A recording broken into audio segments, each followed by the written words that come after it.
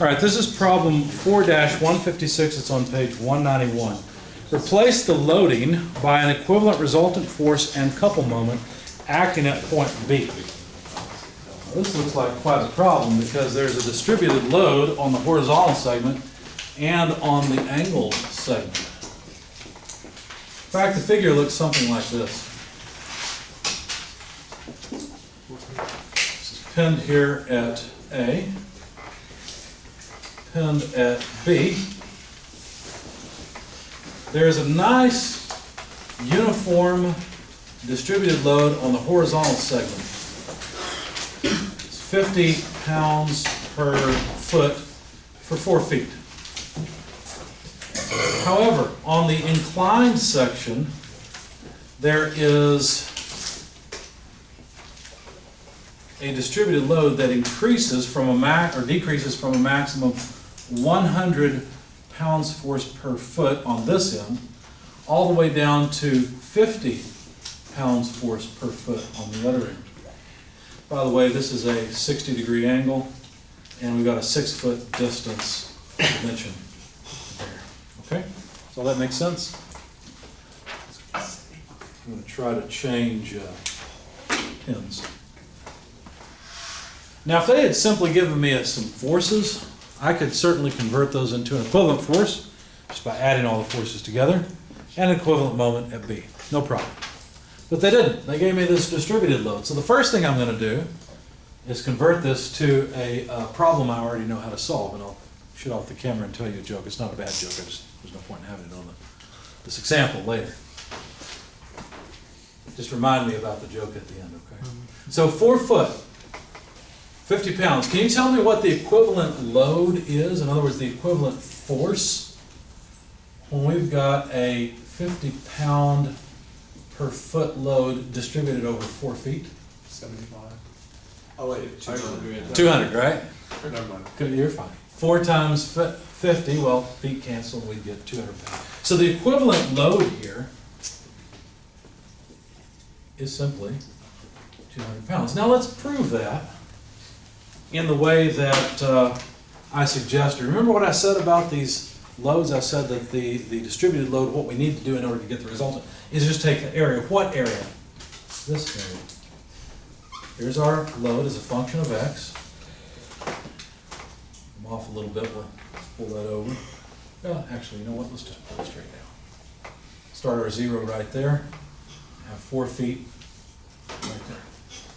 The magnitude of the load at this end is 50 pounds force per foot. And it's also 50 pounds force per foot over there, and so I claim all we need is this area. Isn't that what you did to calculate the 200 pounds? You said 50 foot times 4. It's just area. 200, this area is, well, that. That's the area, okay? What did you just do? You integrated. You said that the resultant force is equal to the integral over the length from here to here. We could say over section 1, because I called this upper section, section 1, this lower section 2. You integrated over section 1. That's what you did. Okay? Integration is just finding area under the curve. So the resultant force, you know what, let me try green because the red marker's not really showing up well.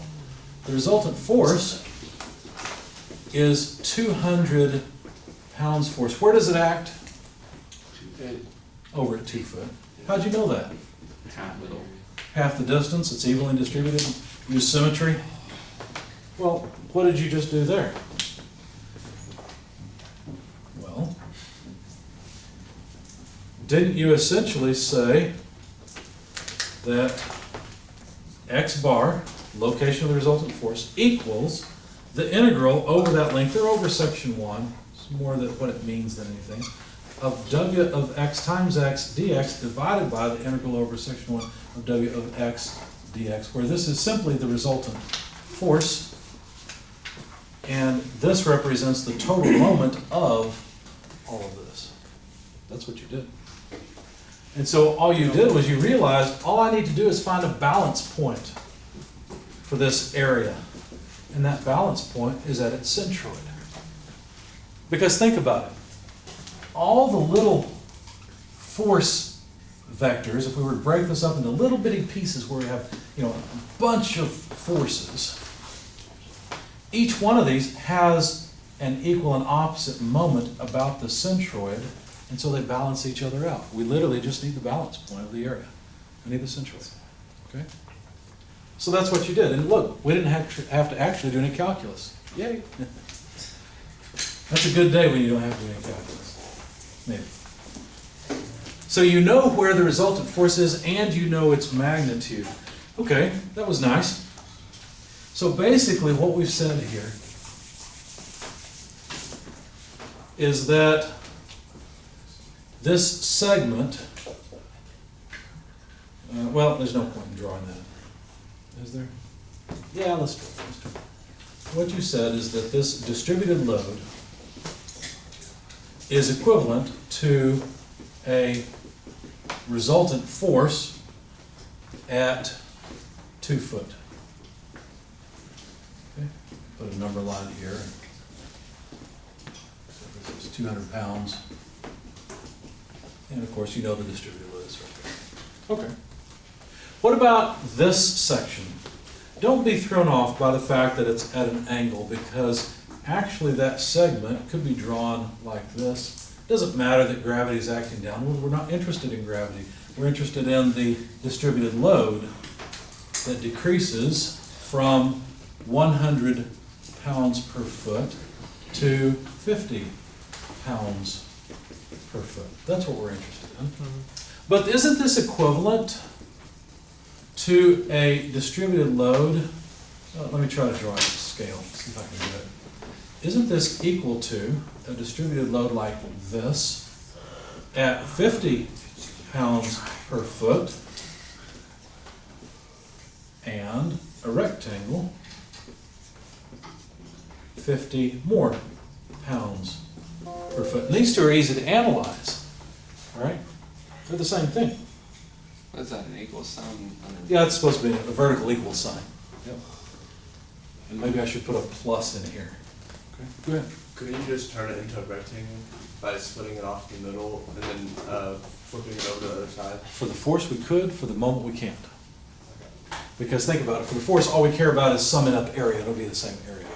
But for the moment, we need a distance times a sliver of force. And that's going to be different depending on how we distribute the it. location of the force. Right, so we're trying to find the location of that force. So you're right, to find the area, that's easy. Yep, absolutely. Cut that sucker in half and just calculate it, right? So average height, 50 plus 25, 75, times the length, 6 foot. That's why I 75 said times 75 earlier, because I was thinking, You were looking I was the other looking one? at the wrong one. Yeah, yeah. So we just need 75 times 6. What is 75 times 6? Oh, 2 75s are 150, so 3 75s is 450. So the resultant force, let me just write it down here, F sub r equals integral over section 2 of W of x dx equals 450 pounds. Where does it act? Well, if it was just this rectangle, it'd be right here. So for the rectangle, how much force is there right here? Well, that's 50 pounds per foot times 6. So 300 of it's right there. Right? There's 300 pounds. How much area is in this little triangle? 150. 150. Where does that 150 pound force act? A third of A third of the way. In other words, wherever the centroid of the triangle is, which that's why they gave us 6 feet, so we could mark this off at 2 feet.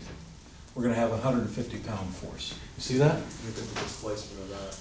I'm sorry? You'll get the in between both, right? We'll get in between. In fact, what we're going to do is say, okay, so this must be equal to this.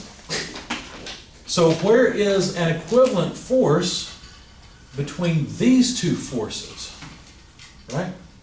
So what's this distance x bar here, so that the 450 pound load will cause the same moment that this 150 and 300 pound force cause. Okay? So how do we do that? Well, here's what I'd like you to think of. I think this will help. Let me draw a seesaw. We're going to put, I guess we'll put this one over here. there's our 450-pound load at a distance x bar from the pivot point. And then we'll put these on the other side. So we'll put the 150-pound load 2 foot out from the pivot point. And the 300-pound load goes where? In the middle. 3 foot out.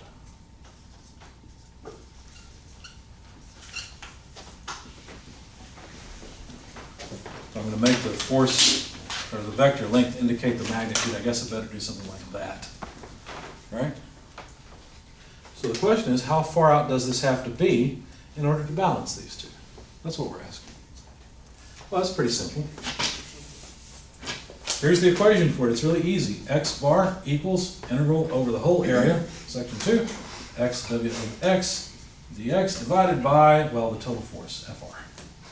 But we don't have to do that. We can go this way because we've already come up with what these things are. In other words, let me write this a different way.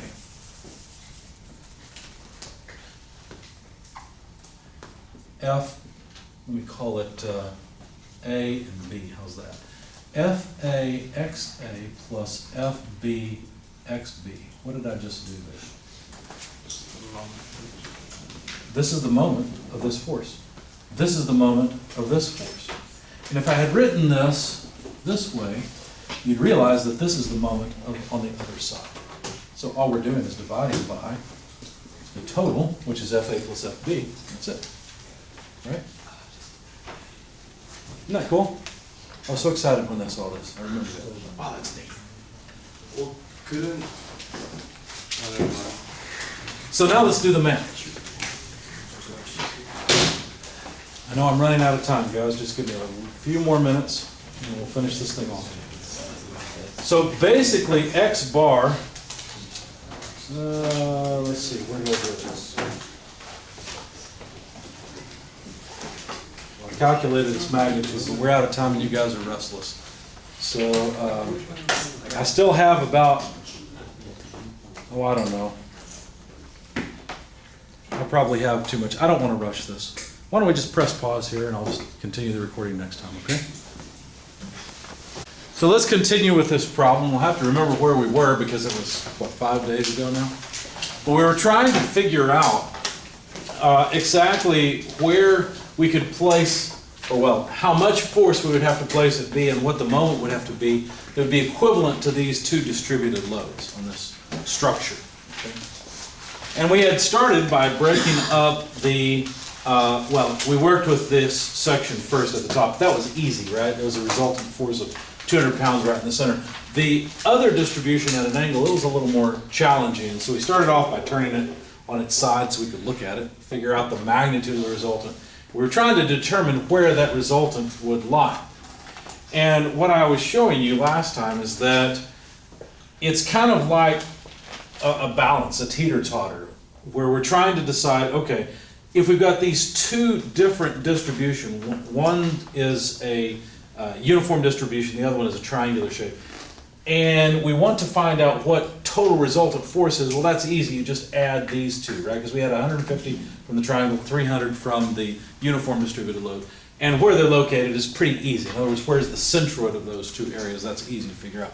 But we've got to put these two back together somehow. So how do we find the total resultant load? Well, that's easy, added up, 450, but where should it be? Where is its X bar? Where is its sort of centroid? In other words, this combination together, where would I put my finger to balance this area? And that's what we're trying to figure out. The easy way to do that, or to figure it out, is just analyzing areas. You may have done something like this before where you found the centroid of a combined area. That's all we're doing. Think of it as weight applied at, because it actually is weight, at the different locations, right? There's the 2 foot over in this 6 foot span and 3 foot over in the 6 foot span for those two distributions. That's like a 150 pound kid sitting 2 feet away from the pivot point.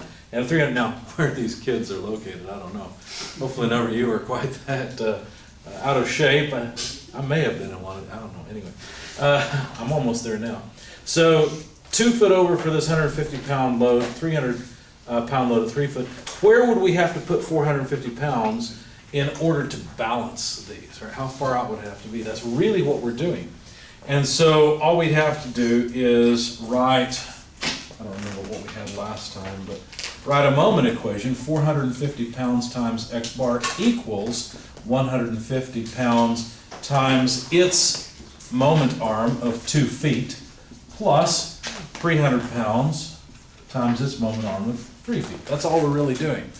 We're just balancing a teeter-totter. So x bar then is simply that. Just move 450 pounds to the other side. So when you calculate x bar, you find, well, I did it here somewhere. You may have to grab your calculators and do it for me, because I don't see where I did that. Let's see. I know I did it, but I guess I'm blind. So take your calculators and calculate the location of the resultant. Not that we really absolutely have to have it, because what we could do is leave these two as separate forces and basically combine the 3 of them, right? Which is, I think, the way I did it, but we'll just do it at the board rather than continue with the method that I used. How did we get the 2 feet on the triangle? Because if you think about a triangle, where is its centroid? Well, it's 1/3 of the height, right? So that's how we found it. So 2 of 6. Good question. So tell me x bar, please. 2.67. Everyone said it once and I missed it all. One more time? 2.6 repeating. 6 repeating. Okay. Sounds reasonable. So 2.6 repeating feet. So now what we've got is a single force for the uniform load and a single force for this more complicated distribution. So 450 pounds, add an x bar. Now be careful, I was measuring x bar from this side. How do I know? Well, because I measured the 2 feet from this left-hand side, right? So this 2.6 feet comes off the bottom pin A, okay? So now what I have are 2 forces. Now how will I get the resultant magnitude and direction, or better yet, just components, for a total force F sub B? I'm going to make a, let's see, let's go with a different color. I hope that this red will show up. Okay, so if I want an F sub B, notice I've drawn a curved arrow. What does that mean? I told you early on, you may not remember. It means I don't know the direction right now. Okay, so if I want this, the effective force, it's simply the sum of these two, right?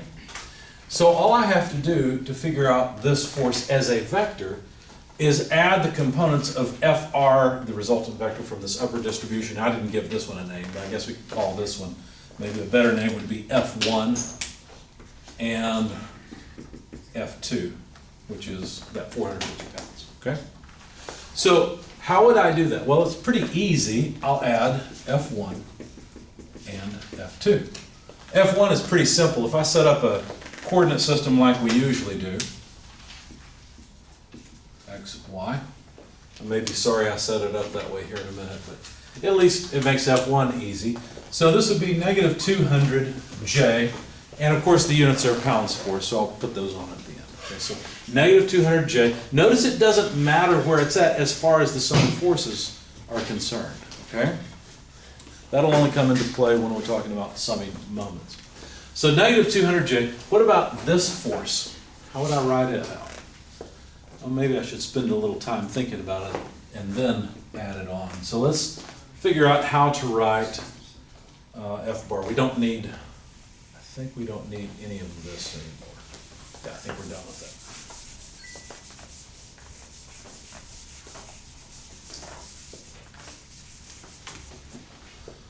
So F2 looks something like that. We know its magnitude is 450 pounds. Notice it has a positive x component and a negative y component. How would those two compare to one another? Well, here's where I always recommend extracting the triangle so that you can understand what's going on. So for example, obviously F2 is based on this line, isn't it? So shouldn't I draw that right triangle and put in the angle 60 degrees here, 6 foot length on this side, and then I can also draw, let's see, I want the 6 foot length on that side, but I also want to put F2 here, and make a triangle of it so that I can relate it to this one. Okay? So let me put the 6 foot length on this side.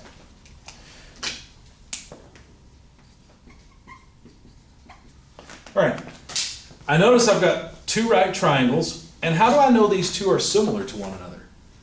Simple. This line's perpendicular to that line, and there's relationships between the other lines as well, right? So they have to be similar triangles. Okay, so which side is which? Well, it's pretty obvious. This side is the hypotenuse, and the 6 foot side is the hypotenuse, right? So where's the 60-degree angle? Is it here or here? How many people think it's at the upper left? How many people think it's at the lower right? Okay, good, good, you're right. The 60-degree angle is here. Okay? I guess there's no point in belaboring that because you guys knew where it was. But what if it was closer? What if the drawing wasn't quite so obvious? What if the drawing were, I don't know, let me try to make it difficult. 46 degrees, how do you like that? Now, where's the angle? Well, you might just look at this and say, well, it's right there. You're right, it is.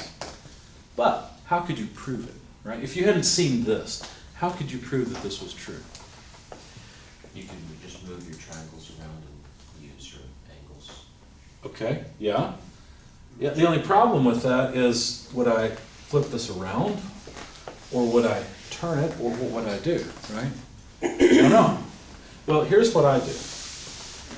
I always, first of all, identify the right triangle, and then think about what lines are perpendicular or parallel to what. So for example, this line and this line are perpendicular to one another, aren't they? They're not parallel. I shouldn't have drawn it like that. That's wrong. They're perpendicular to one another. So what does that mean? Well, that means, let's see, if you think about this angle in here, and this angle, and this angle, well, they're 180 degrees, aren't they? So this is not the 46-degree angle. Another way of looking at this is like this. Extend this line out. And you're hearkening back to geometry, which may have been a while. Okay? And what do we have? We have a line that intersects 2 parallel lines. So you know the interior angles there are the same. Remember that from geometry? And so if that's the case, and by the way, there's another right triangle, then this must be the 46-degree angle. This one's not the 46-degree angle, it's the 40 degrees, right? So you've got to think back to geometry, and thinking about which lines are parallel and perpendicular and so forth will help you figure that out. So anyway, that means this must be the 44-degree angle, which puts the 46-degree angle down here or up there. I don't remember which way we're going. Okay? So if it's obvious, it's easy. When it's not obvious, you have to think about it in terms of geometry. If you struggle with geometry, just draw it in SolidWorks. See what happens. Okay? SolidWorks will do the math for you, or the geometry for you, without any trouble. So the horizontal component here is it the sine or the cosine side? It's the sine side, isn't it? And this is the cosine side. Okay?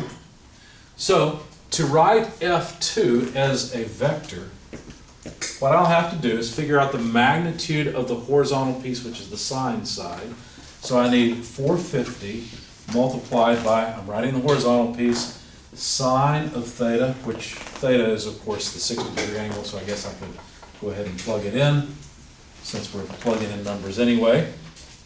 Okay, that would give me the horizontal piece. It's in the positive direction, so I. And notice that the vertical component of the 450-pound force is downward, right? It's a negative. So minus cosine 60 degrees J. And these are all pounds force. So now I've written F2 as a vector. Okay? So now I can add it to F1 and write 450 sine 60 degrees I. Make sure I'm not running out of space here. Minus 450 cosine 60 degrees J. And these are all, of course, pound force units. Okay? So, next we can write the total force at B as 450 sine, by the way, sine of 60 degrees, is that, I think, is that half or 0.8? 60 degrees, it's going larger, so that should be 0.86 if I'm thinking right, well, 866 something. So if you don't mind, multiply 450 by sine of 60 and tell me what you get. That's the only I component we have. 389.7. 389.7, good enough. I, thank you. And then we'll take 200 minus 200 because these are both J components. But we've got cosine of 60, which I'm pretty sure is a half, isn't it? Or am I not thinking right? Cosine of 60 is a half, okay. So basically that'll be what, 200 and 225, so 425, so minus 425 J. These are all still pounds force. Okay? All right. So we've got the resultant vector. Now we could write this as just components, as I've done here, which is what I actually prefer, or we could write it as angle magnitude. So how would we get the magnitude of this?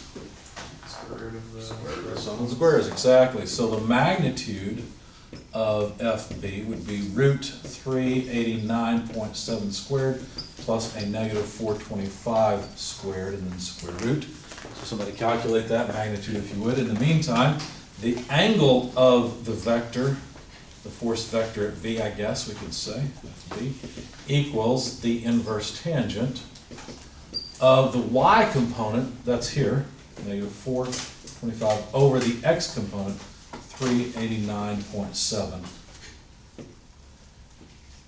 Okay. So give me both of these numbers, please, and we'll have our magnitude and angle.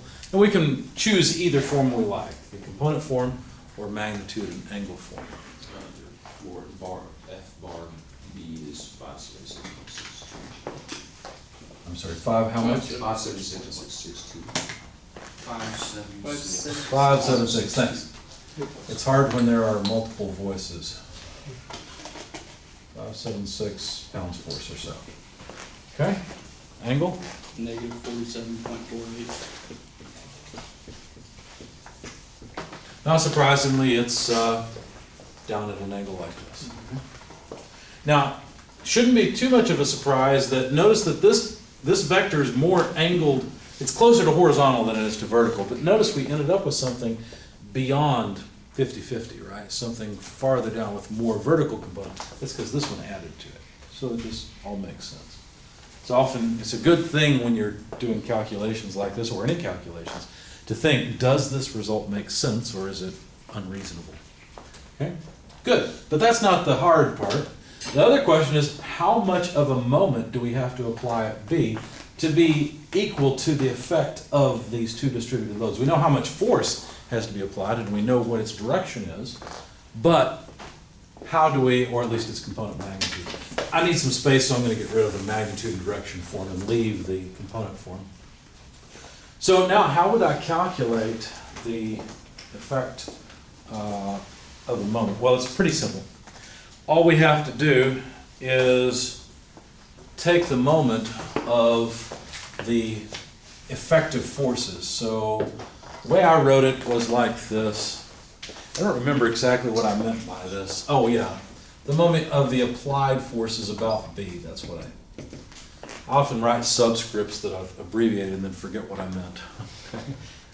All right, so I want the moment of the applied loads about B. So it would be quite a pain to take just a little bit of applied distributed load and take its moment about B and so on and so forth. As a matter of fact, I'd have to actually integrate along this entire length and then do the same thing for this distributed load in segment 2. Fortunately, I don't have to do that because these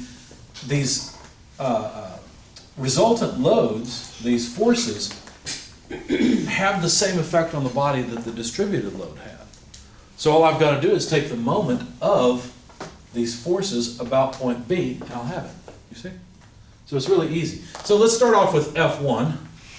Let's see, it's causing a counterclockwise, so a positive moment about B.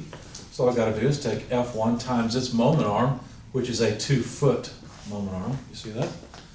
This one's gonna be a little bit more of a pain because I could either, think about the distance perpendicular to that line, which I actually have, right? It'd be 6 foot minus 2.6 feet repeating, and the moment of that 450-pound load. Or, what might be easier is to put two terms into the equation because I've got the vertical and horizontal components. So take the moment of the horizontal piece and the moment of the vertical piece.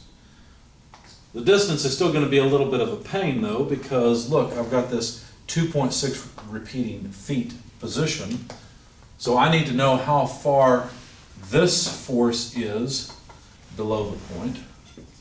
And I'll need to know how far over this point is for the vertical piece. So this is a little bit of a pain. Let me go back instead to the two forces that I had before. Do you remember what their magnitudes were and where they're located? The two forces I combined to generate the 450-pound load. What were their two magnitudes? 300 and 150, right? Okay, so let me go back to those two. Because sometimes it's easier, since we have nice round numbers for their positions, to go back to two separate forces. So let's see, we had a force at 2 foot. Let me just get rid of some of this because it's becoming too messy to work with. So 2 foot, and that load, do you remember where it came from? It was from the triangle. Remember that? So it had the magnitude of 150 pounds. And then we had another force at a further 1 foot, so 3 feet from here. And it was the 300-pound load. Remember that? So if we take the moment of these two, it might be a little bit easier because their positions might be a little bit easier to deal with. All right.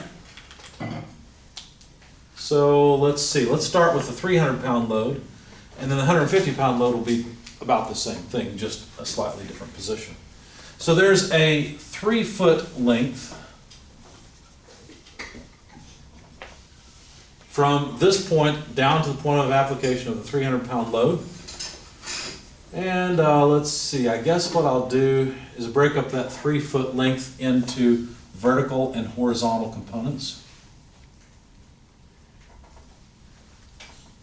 Something like that. So now I've got 3 foot on this side. I've got a 60-degree angle here. So let's see. I may be sorry I did it this way. Actually, I may have been easier. It may have been easier with the total force, but oh well, too late now. So let's see. The easy one's going to be the vertical piece. So that side is the sine side, isn't it? So we need 3 foot sine. Let's see. I guess I'll write this in black. So 300 pounds. Oh, I should write that later because I'll need just a component of it. So let me start with the height actually. So 3 foot sine of 60 degrees. Okay, so that gives me this distance.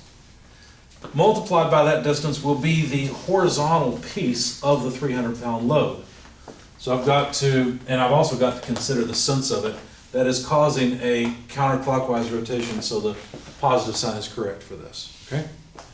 So 300 pounds. I guess we should note those are pounds if I'm going to put the units in. But I only want the horizontal piece. So remember with this triangle, the angle theta, or 60 degrees, is up at this side. So I will need, again, sine of 60 degrees times 300. 1 down, 3 to go, right? Because I've still got the vertical component of the 300-pound load and both horizontal and vertical components of the 150-pound load, okay? But we'll be able to follow the pattern after this without too much trouble. So for the vertical component, I'll need the horizontal distance. So I know it's 4 feet, I erased it, but it was 4 feet plus whatever this distance is, okay? Now, will the vertical component cause a positive or negative? Well, the moment arm is here. Again, it's a positive rotation. So I'll say plus, let's see, we'll write 4 feet plus this little bit. So 3 foot cosine 60 degrees. And then, so that's the length from here over to here. And then I need the vertical component of the 300-pound load. So the vertical component will be the cosine side, 300 pounds, cosine 60 degrees. Okay? So far so good. Everybody understand what I'm doing? Any questions? Okay. Well, then the next is pretty easy because look, it's 150 pounds with the same sine cosine setup, right?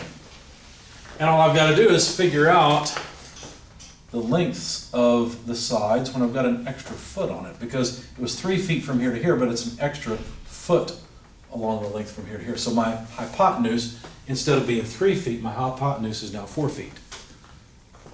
And this 150-pound load similarly will both cause positive moments about B.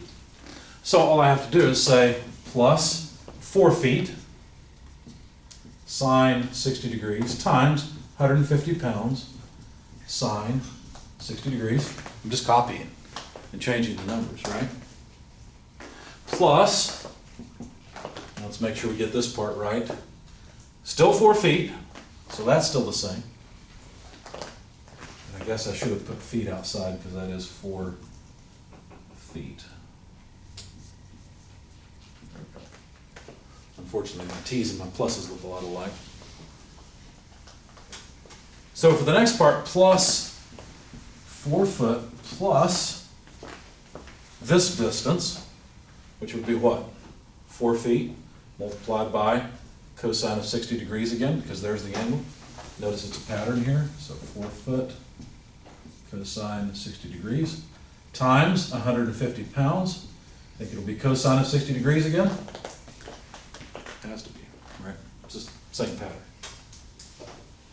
Any questions about this? All right. Of course, we know that F1 is 200 pounds, so I guess I could have put that in as well. And now all we have to do is punch buttons on a calculator and we're done. It's quite a few buttons to press.